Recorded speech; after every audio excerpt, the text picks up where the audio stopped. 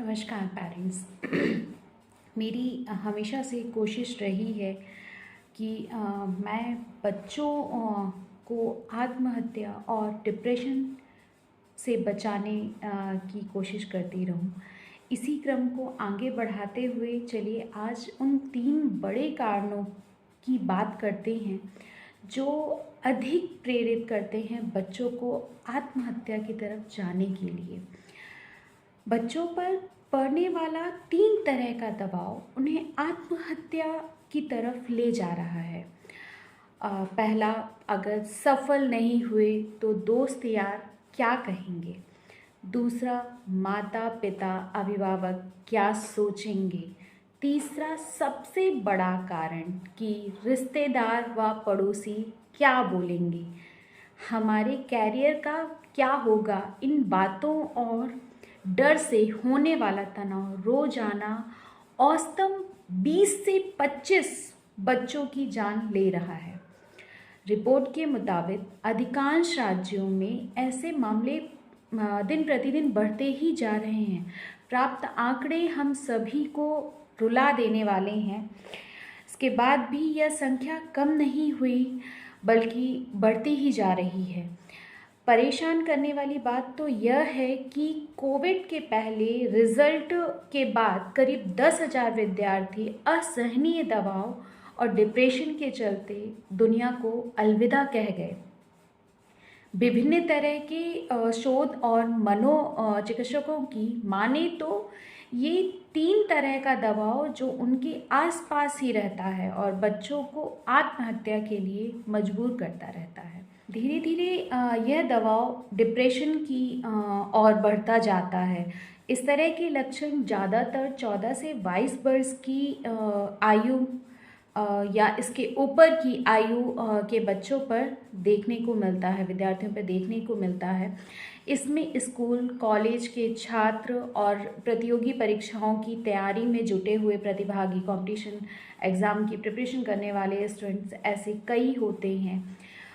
In fact सबसे ज़्यादा problem उन्हीं बच्चों के साथ में होती है बिकॉज़ एक एज लिमिट होती है और जब वो एज लिमिट उनकी क्रॉस होने लगती है तो उन बच्चों को बहुत टेंशन होती है कि अगर मेरा सिलेक्शन इस एग्ज़ाम पे इस टर्म पे नहीं हुआ तो मेरा क्या होगा।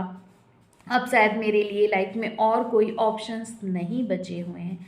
ऐसा नहीं होता है, जिसमें कहीं ना कहीं दोस्त, पड़ोसी, रिश्तेदार, माता पिता क्या कहेंगे, कैरियर, ये 3 तरह का दबाव जो है वो एक साथ चलता रहता है। हर किसी को नज़र नहीं आता। दूसरी इसमें पीड़ित बच्चा जब स्कूल या कॉलेज में होता है तो वह अंदर ही अंदर इस दबाव को बढ़ाता जाता है। इसके बाद अभिभावकों की बारी आती है। हालांकि सभी अभिभावक इस तरह का दबाव नहीं देते हैं, नहीं डालते हैं, बल्कि बच्चा सफल नहीं हुआ तो भी सब खत्म नहीं हो जाएगा ऐसी सोच लेके चलते हैं और वो अपने बच्चों को प्रोत्साहन भी देते रहते हैं। लेकिन कई बार बच्चों को किसी तरह से जैसे पड़ोसी द्वारा, रिश्तेदारों से या अपने किसी दोस्त के माता पिता से बहुत कुछ पता चल जाता है, जैसे कि उसके माता पिता उसे लेकर क्या सोचते हैं या फिर इसकी पढ़ाई के लिए लोन लिया हो या ज़मीन बेच दी है। ऐसी कुछ बातें जब उन्हें मालूम पड़ती हैं तो वह दबाव में आ जाते हैं और वह पहले से कहीं ज़्यादा मेहनत अपनी पढ़ाई के लिए करने लग जाते हैं और वही दबाव उसे घेरे रहता है। यह बढ़ता दबाव बाद में बच्चे को आत्महत्या की ओर ले जाता है।